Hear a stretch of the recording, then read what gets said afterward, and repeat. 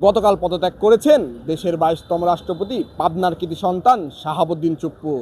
আর তার পদত্যাগের পর থেকেই পাবনাতে দেখা দিয়েছে একটি মিশ্র প্রতিক্রিয়া। পাবনার মানুষের উন্নয়নের কাজে কতটাই তিনি ভূমিকা রাখতে পেরেছেন দেখানোর চেষ্টা করব পাবনার মানুষের কথা এবং পাবনার মানুষের ভাবনা। সঙ্গে রয়েছি আমি মোহাম্মদ ইমরান নাজির। শাহাবুদ্দিন চুপ্পু যে উনি রাষ্ট্রপতি থাকার সময় পাবনার জন্য উল্লেখযোগ্য কোনো কিছু করতে পারেন নাই।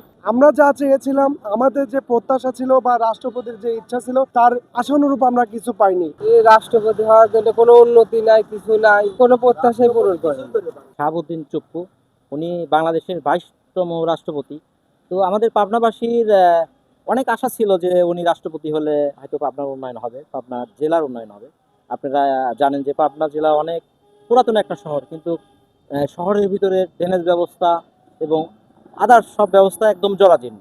যে কারণে আমরা পাবনাবাসী খুবই আশায় ছিলাম বা খুব আশা করছিলাম যে পাবনার একটা ভালো কিছু হবে বা পাবনার একটা উন্নয়ন হবে। আর পাবনাবাসীর আসলে দুর্ভাগ্য যে উনি রাষ্ট্রপতি থাকার সময় পাবনার জন্য উল্লেখযোগ্য কোনো কিছু করতে পারেন নাই। এবং আশ্চর্যের একটা বিষয় হলো উনি পাবনার সাথে ঢাকার একটা রেল যোগাযোগের কথা বলছিল, কিন্তু সেটা শেষ পর্যন্ত তিনি কার্যকর করতে পারেন নাই।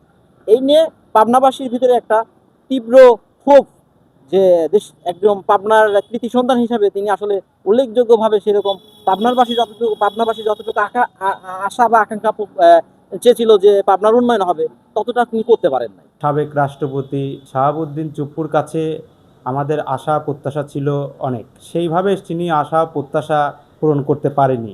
পাবনায় ট্রেন দেওয়ার কথা ছিল এবং বড় বড় প্রকল্প বাস্তবায়ন করার কথা ছিল, সেটি কিন্তু তিনি পারেননি।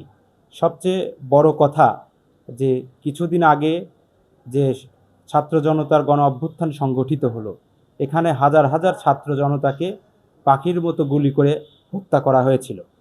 সেই সময় তিনি রাষ্ট্রের প্রধান ছিলেন। রাষ্ট্রের প্রধান হিসাবে তিনি এটির প্রতিবাদ করতে পারতেন কিংবা এই হত্যাযজ্ঞ ঠেকানোর জন্য উনি চেষ্টা করতে পারতেন। এছাড়াও দীর্ঘদিন বাংলাদেশে কিন্তু একটি অবাধ এবং সুষ্ঠু নির্বাচন হয়নি। 2024 সালে 7 জানুয়ারি কিন্তু একটি ডামি নির্বাচন হয়েছে। একজন রাষ্ট্রপতি হিসাবে সাধারণ বা মানুষকে একটি সুষ্ঠু এবং গণতান্ত্রিক প্রক্রিয়ায় নির্বাচন দেওয়াও কিন্তু তার দায়িত্ব ছিল, সেটি তিনি করেননি। আমি মনে করি রাষ্ট্রপতি হিসাবে তিনি নিরপেক্ষতা হারিয়েছিলেন।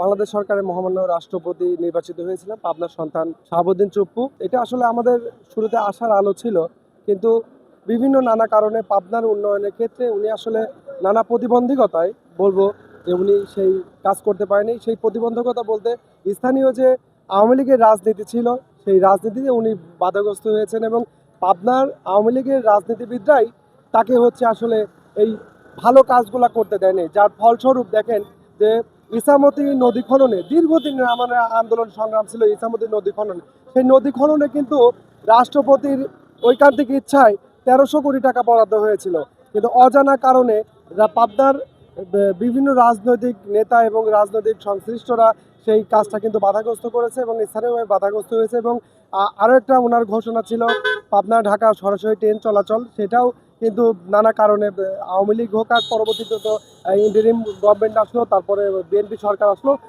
যেখানে খোদ তার নিজ দলই তার সহযোগিতামূলক মনোভাব ছিল না, সেখানে পরবর্তী রাজনৈতিক দল বা যারা ইন্টারিম সরকার ছিল তাদের তো চাওয়া আসলে অপ্রয়োজনীয়তা বলে মনে করি। তো সেই ক্ষেত্রে রাষ্ট্রপতি, আমরা যা চেয়েছিলাম, আমাদের যে প্রত্যাশা ছিল বা রাষ্ট্রপতির যে ইচ্ছা ছিল, তার আশানুরূপ আমরা কিছু পাইনি। পাবনা শহরের রোডগুলো সবচেয়ে খারাপ, বেশি সদরের রোড, টার্মিনাল রোড সবচেয়ে বেশি খারাপ। এই রাষ্ট্রপতি হওয়ার জন্য কোনো উন্নতি নাই, কিছু নাই। এখন রাষ্ট্রপতি হওয়া কি লাভ? রাষ্ট্রপতি হওয়ার পর ভাবছিলাম যে রোডগুলো হবে, ভালো হবে বা আমরা ভালোভাবে কাজ করি খাবো। গাড়ি সারতে সারতে জীবন শেষ হবে। প্রত্যেক দিন গাড়ি সার্ভিসিং করা লাগে, কোনো প্রত্যাশাই পূরণ করে না, কিছুই করে না।